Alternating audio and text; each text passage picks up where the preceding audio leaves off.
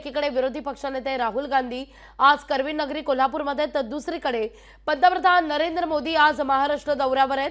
वाशीमध्ये सुमारे 23,300 कोटी रुपयांच्या कृषी आणि पशुसंवर्धन क्षेत्राशी निगडीत विविध उपक्रमांचा मोदींच्या हस्ते शुभारंभ होणार आहे। पंतप्रधान मोदी बंजारा विरासत संग्रहालयाचं उद्घाटन करतील।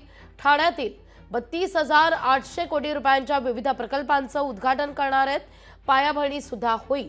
मुंबई मेट्रो लाईन 3 फेजच्या RAJVLR ते BKC या टप्प्याचं देखील पंतप्रधान नरेंद्र मोदी उद्घाटन करणार आहेत।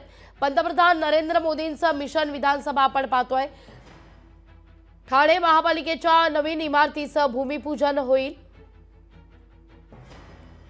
ठाणे शहरांतर्गत वर्तुळाकार मेट्रो रेल्वे प्रकल्पाचं भूमिपूजन होणार आहे। वाशीमध्ये बंजारा विरासत संग्रहालयाचं देखील उद्घाटन होईल। या सगळ्या विषयी अधिक माहिती घेण्याकरता थेट जाते आपले प्रतिनिधी भूषण शिंदे यांच्याकडे। भूषण, काय अधिक माहिती या सगळ्या संदर्भात? पंतप्रधान नरेंद्र मोदी यांचा मिशन विधानसभा, आज पंतप्रधान महाराष्ट्र दौऱ्यावर आहेत, अनेक विकास कामांचं उद्घाटन होत आहे।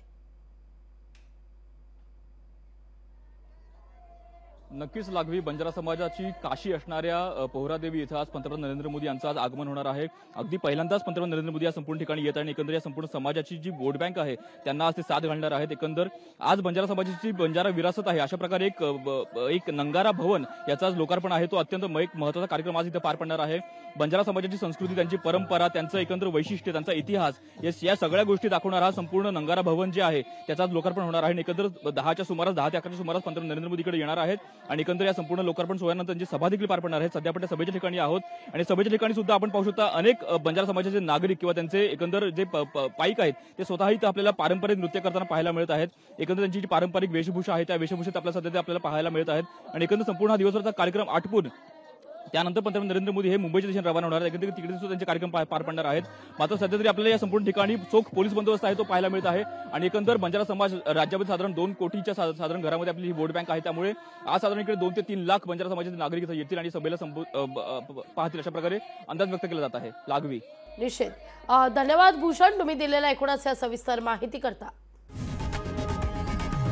लोकशाही मराठी ऐका, पहा, जागरूक रहा।